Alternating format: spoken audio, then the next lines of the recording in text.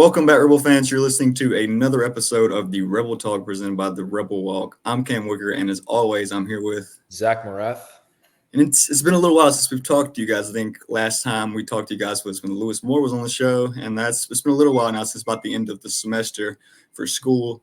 So it's been a little while since we've seen you guys. I know not much has been going on in the Ole Miss sports world, but just a little bit to cover today, and we're going to end it with some predictions for the very well-anticipated 2024 football season.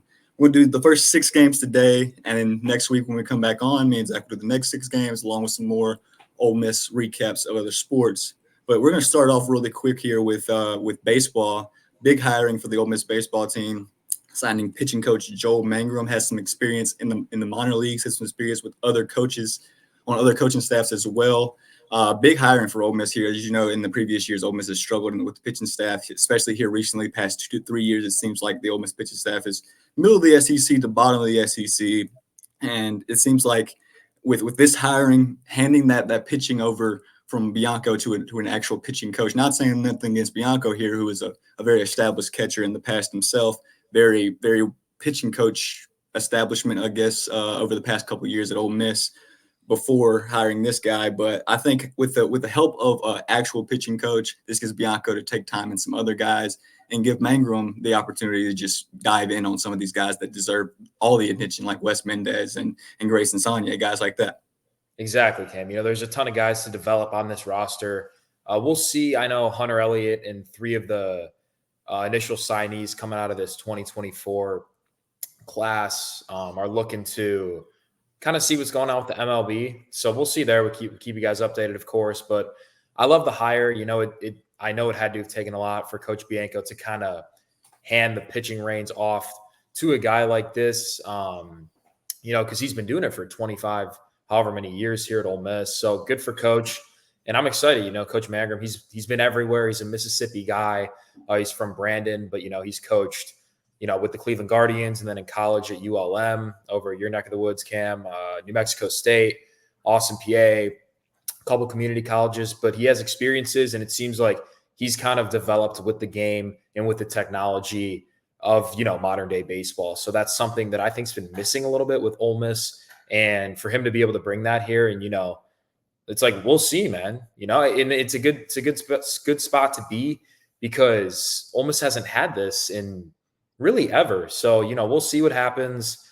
But I'm really excited to see who he can recruit out of the portal and how he can kind of develop these starting pitchers and relief pitchers going into next season.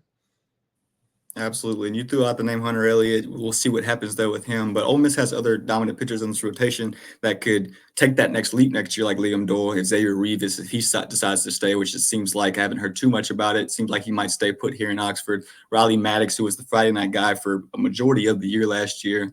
I mean, if you can get some of these guys into a more routine of having a pitching coach, a guy that's going to show them some stuff that they haven't known before, maybe treat their arms a little bit better. And this is a guy that's worked with Doug Nikhazy and Dylan DeLucia in the minor leagues for the past couple of years. Doug Nikhazy is a guy that might be in the major leagues pretty soon.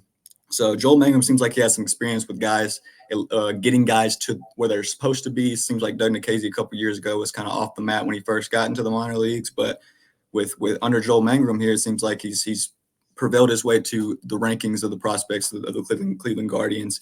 And it's just, if you're an Ole Miss fan, it seems like a lot of Ole Miss fans reacted really well to this. And Yes. Like you said, it seems like it's going to take a lot of pressure off of Mike Bianco here, especially later in his career. Exactly, Cam. That's, I'm not like supposed to just see how the fan base reacts, but it's usually a good sign when the fan base is happy, because they're, typically they're going to be more positive about just Coach Mangrum and what he does off the bat. They're typically going to be a little less critique about him, just because they know it's different. You're going from the MLB to college, but hopefully that's a step down and a step easier for Coach Mangrum to kind of develop these guys into essentially minor league pitchers when they leave Ole Miss. Absolutely. I think this is all we got on baseball for you guys. The season didn't end as planned for Ole Miss.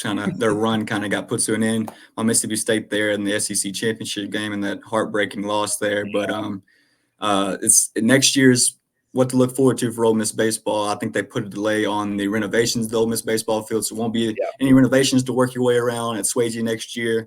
and you'll have a new pitching coach and look out for some new faces in the coming up for the fall for Ole Miss baseball, and no telling who they'll add in the offseason here. Moving into men's hoops, Chris Beard finalized the roster for the 2024-2025 season, and it's confirmed that TJ Caldwell, Robert Coward, and Matthew Morrell will be returning to Ole Miss. Matthew Morrell was already confirmed about a week ago, saying that he was coming back to Ole Miss after viewing his options in the G League there and overseas, seeing where he could go pro, but ultimately decided to come back to Ole Miss. Some unfinished business here for him. But TJ Caldwell and Robert Coward were the guys that people were holding their breath over. No one really knew what they were doing yet, and they're confirmed after this roster official was posted by the Ole Miss account. So it seems like this team is set for next year. And what do you think about this team right now, Zach? The word that comes to mind is just the great amount of depth, Cam. It's a huge step forward from last season. This isn't discrediting Juju Murray whatsoever, but if right now, as it stands on June 15th, if I had to predict a starting lineup, I wouldn't include Juju in it. I'd probably have Sean Padula running at the 1. And Juju's a guy who essentially started every single game last season. So when you have those types of problems, I think it's a fantastic thing. And Matt Morrell it's such a huge addition, Cam. I don't think many fans thought at the end of last season he had any chance of coming back to Ole Miss. There was even a tiny rumor about him potentially transferring if he didn't, get drafted or talk to a certain NBA team. But he's coming back, a guy who Chris Beard complimented him all the time, best work ethic in the room, and just a guy who leads by example every single day. And that's kind of what you need. You need those guys to glue the team together, especially when you've added so many transfers. You expecting to play a decent amount of floor time this year. Absolutely. Matthew Morrell, just like last year, is going to have to step up and be that leader that he was last year, because this is a team with a bunch of new faces again. And it's going to need someone with some experience on the team already to kind of lead them. And good thing for Ole Miss, they have a couple of those guys in Juju Murray, Brakefield, Caldwell, along with Morrell, to kind of show these new guys around and show these new guys into the Chris Beard system.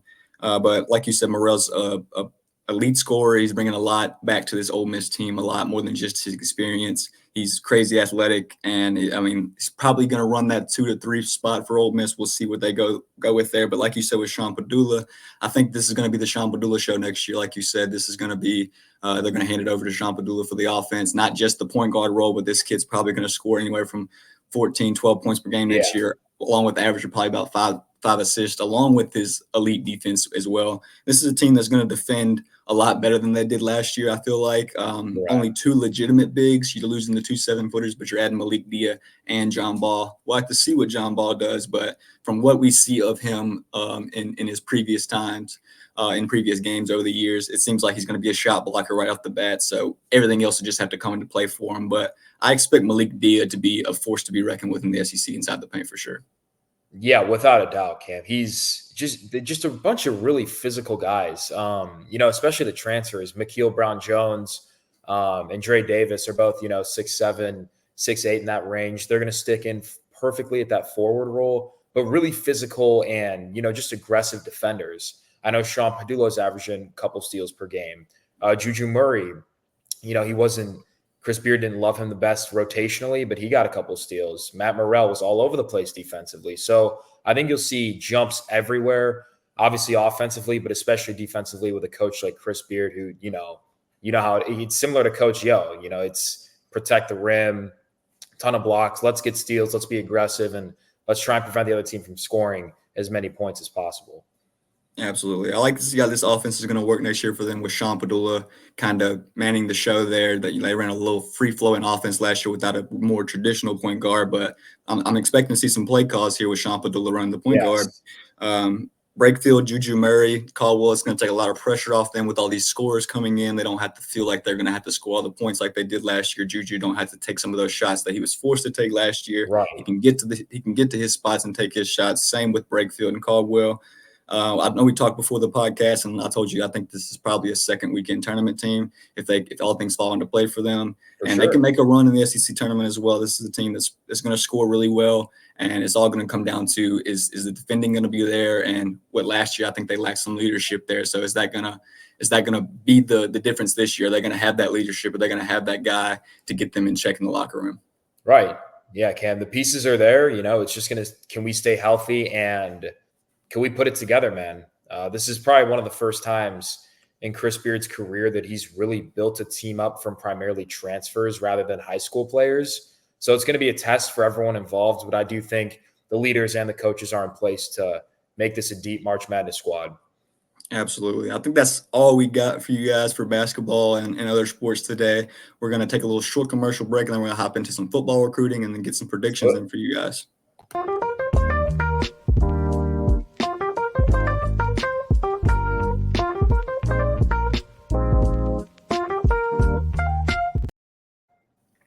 Welcome back, guys, and we're going to hop into a little bit of football recruiting. Not a lot going on in the recruiting world for Ole Miss right now. Seems like that roster is set for the 2024 season. Seems like at this point, we'll see how that goes as the months roll on here into the summer. But some high school recruiting for Ole Miss football, a couple names that committed here in the past week or two. Keon Young, we'll start off with him, safety from Lakeland, Florida. Lakeland High School committed on June 2nd, four-star safety.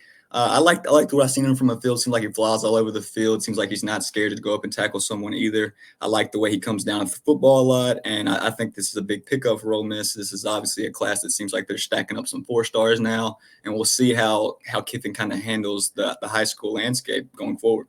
Exactly, Cam. Keon, he's a top 250 player. He's special, and as we know, the Ole Miss evaluations are usually pretty good if you just look at how many guys they have evaluating on their staff. But in contrast to a lot of safeties film who I watch, Keon, he had a lot of clips in the passing game rather than the running game. I think a common thing among high school recruits, because I understand offenses don't pass as much, but a lot of safeties just show them, their downhill tackling ability in the run game or in the short passing game. But Keon had quite a few interceptions. And again, to me, he's more of a traditional safety. I know Pete Golding likes to flirt with whole corner safety hybrid thing, but Keon's a guy who will probably play strictly safety. His vision's incredible, and he's extremely physical. He's a hard hitter. He's very good at reading the offense, especially where the quarterback's going with the ball. So a lot of development to be held there with Keon. And then the two other ones we wanted to talk about, Cam, were Taryn Hedrick and Kenneth Boston, two offensive tackles. Let's see here. Hedrick, 6'5", 305 pounds. Boston 6'8", 315. So they have the frame, they have the presence. Hedrick is here from Florida, Boston from Monroe, Louisiana, two Southern kids who've been doing it all their life. From what I saw in their film, they're incredible downhill blockers. There wasn't much passing film to evaluate, but I have no doubt that once they get to Ole Miss, John Garrison's going to put them in the best possible spot to get on the field immediately, because those are some big bodies, and they have the potential to start as, freshman, even sophomore, whatever the case may be. Absolutely. Haven't got time to look too much into Hedrick. I know he's from Florida. Top football players come out of Florida every year. Yes. That's where Keon Young's from as well. I've looked into more about Kenneth Boston just because he's from Monroe, Louisiana, from my hometown, my home area. River Oaks High School, I played that high school a couple times in high school. They don't really seem to pump out a lot of recruits over the past years, but Kenneth Boston's a monster, man, 6'8", 315. This is a guy that's going to add some size to that Ole Miss tackle room. And I think both guys really, Hedrick as well. I think Ole Miss is looking for bigger guys more and more every year, trying to not look back to that Ole Miss Georgia game last year where they were just dominated in the trenches. It seems like that turned Kiffin's viewpoint on a lot of things in the recruiting world, and I think that's what he's trying to do. He's trying to find size at any possible position he can find. Exactly, and he's doing a great job of it, Cam. That's going to take us into our next segment here. We're going to break down kind of the first 6 games of the football season. So, game number 1, was it a 6 p.m. kickoff time, Cam? Yeah, 6 p.m. kickoff time versus Furman. It seems, I think that's the first 5 games are set for Ole Miss for kickoff times, all the way up until the South Carolina game. So all pretty much late to afternoon games until you get to the first SEC game against Kentucky. Yeah. That's awesome. I mean, I know people are upset that I'm upset too that we don't have, any of those, like Oklahoma set to be an early game. Georgia in the flex spot. Yeah, just weird. We don't need to dive too deep into that, but yeah, the Furman game, they actually weren't. I know a lot of fans just might assume that they're probably not the best team, but for their conference in the Southern Conference, they actually finished first, I believe. They're 7-1 in conference, 10-3 overall. They beat Mercer by double digits too. They did lose to Tennessee 47-21, but this is a game you can expect Ole Miss. Very similar to the Mercer matchup, in my opinion. Go out there, play a lot of guys, get a lot of reps in, and just try and dominate from start to finish, Cam. That's really all I see here. Absolutely. Like you said, Furman was a team that was pretty good last year. They won the Southern Conference in the FCS, 10-3, 7-1 in their conference. They're under Clay Hedricks right now. He's been there since 2017. He's made the playoffs for them 4 times. They finished in the rankings top 10 in the FCS. They're going to be a team that's probably going to come in with a little bit of fire under their belt, just because they're top ranked in their division of football right now. But like you said, this is the team that Ole Miss should handle and take care of business early on. I'm expecting probably a high-scoring game from this Ole Miss offense, and we'll see if that Ole Miss defense is clicking to start the season. I think this is a game that could probably surprise some Ole Miss fans to start the game. Maybe Furman scores a touchdown early or something like that. Ole Miss fans kind of panic.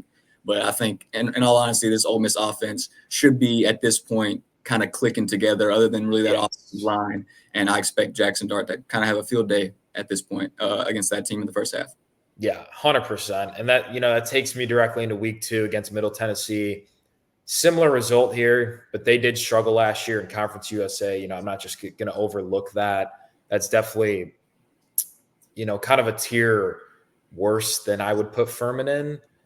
Alabama beat them 57-6. And I'm not trying to, take anything away from their program. I'm telling you guys straight facts here. And you can do with what you would like with that information. I think Ole Miss is going to take an even larger win than they did over Furman, probably get into the high 60s and 70s of points, and probably I'm not sure if they'll even allow a touchdown. Absolutely. I got Ole Miss big in this one. I think this is where the Ole Miss defense is probably going to show their teeth really and show that they're a dominant force. I've been thinking about this a lot, talking with people who maybe aren't as big as college football fans, don't follow college football as much as others do, especially those of other fans of other SEC teams that don't follow college football as much. When you tell them that Ole Miss is going to be a top-ranked team, they seem a little bit surprised. It seemed like they may not know much about this Ole Miss football team, but I'm telling you guys this as not as a fan, not as a student of Ole Miss, but as a reporter saying that Ole Miss is going to be a top-ranked team in the country next year. And some people are going to be surprised by it, but you're going to see when this roster comes out and the talent that they have on this roster, the talent they have on defense that they didn't have last year. And it's going to show in these first couple of games, in these non-conference games, when I expect them to be blowing some teams out. Middle Tennessee, this is a team that's going to be under former head coach of Vandy, Derek Mason. He has some experience playing against Ole Miss. Maybe I expect them to be a little gritty there. But like you said, Zach, I think Ole Miss maybe not even gives up a touchdown in this one. Yeah.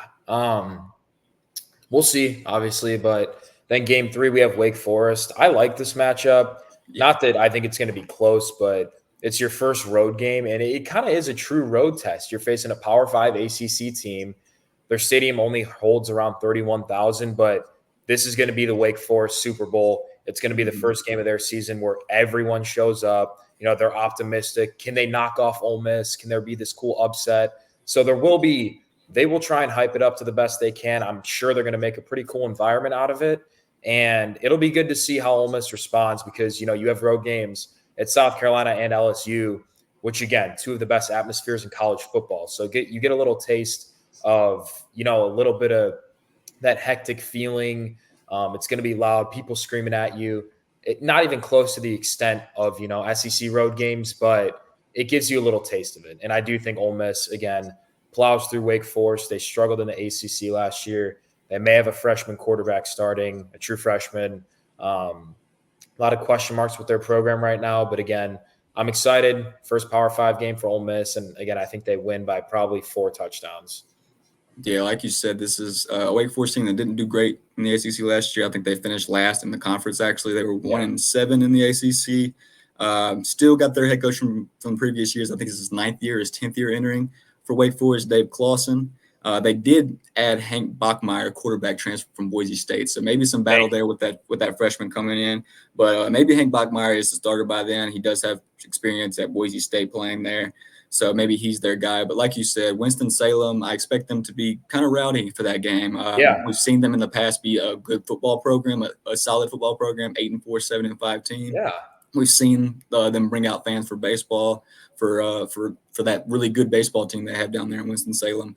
But like you said, I think this is a game that Ole Miss should handle again, should handle business, go in there, make a statement on the road, and show that they can beat these teams on the road that seem like they think they can beat them.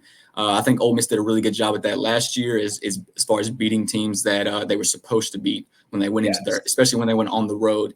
And I think this is where the Ole Miss team can make a statement and probably win 20, 30 plus over the Wake Forest in this game. Exactly, Cam. And, that would be incredible. It would put them in a great spot. And that takes us right into week 4 against Georgia Southern. Again, Georgia Southern, they didn't have a good season last year. I think they finished second to last in their conference. But the thing about this week is I think you'll start to see some of those true starting rotations, because the next week you host Kentucky, first SEC game, it's homecoming, and the stakes go from, this low to all of a sudden everything's on the line. You're not supposed to lose an SEC game. So I think you'll start to see, those starters get a little more reps. Obviously not too many. You want to keep those guys healthy and rested.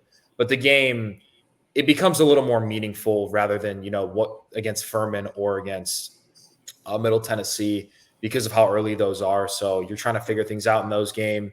So by week 4, you hope to have more of your questions answered and essentially your starters ready to roll, Cam. Absolutely. And this is a game where you kind of hope Ole Miss doesn't get caught looking ahead. This is a game they shouldn't lose at all, or it shouldn't be really relatively close to losing. But this is a game that you want to be firing right from the start, because you don't want to be caught looking ahead next week to Kentucky. You want to stay in the present, win that game that week, and then prepare for Kentucky the next week and for homecoming against Kentucky. This is a Georgia Southern team that's under Clay Helton, former USC coach. He has some experience with some top recruits, so I don't know what he's doing down there in Georgia Southern. I haven't really followed them too much, but I know he's got 2 bowl appearances in the past 2 years with them. So he seems like he's doing pretty solid there in the Sun Belt Conference for him, and he's bringing back a large amount of the production other than his quarterback, I think, for this next season. So I expect Georgia Southern to be a little bit tougher matchup than maybe some of the other non-conference opponents. Georgia Southern does have some experience upsetting SEC teams in Georgia a couple years ago. Florida a couple years ago. I think it was like 27-26 when Florida was kind of on the way down there for a little bit for a couple years. But I expect Ole Miss to kind of handle business here going into next week in the SEC play. Like you said, their starters might be getting a little bit more reps, especially in the first half of this one. And we'll see what happens on, I guess, the injury part of Ole Miss at this part of the season going into SEC play. Right.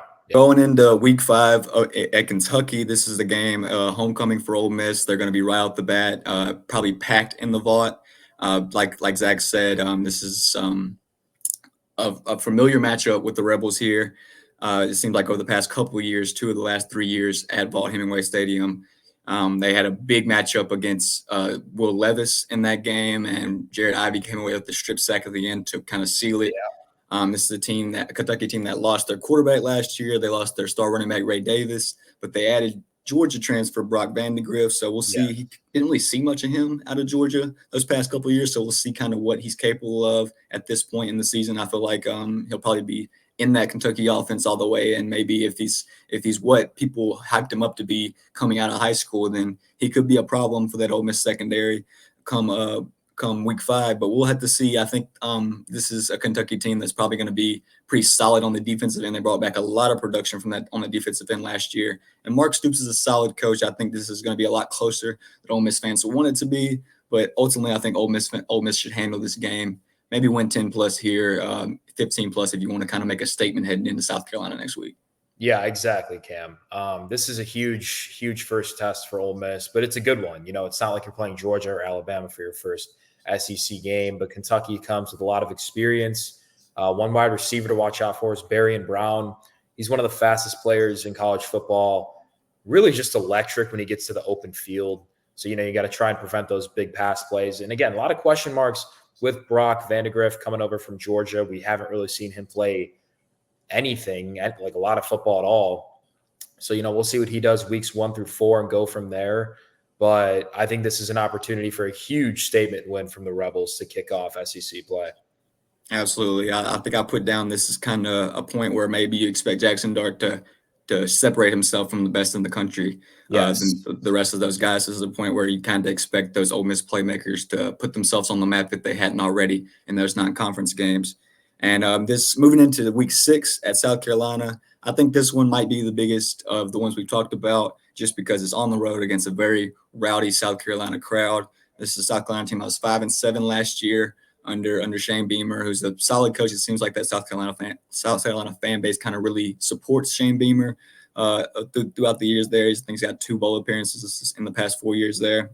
They lost Spencer Rattler and Xavier Levitt, though, to the draft, so they're going to be replacing 2 of their top players.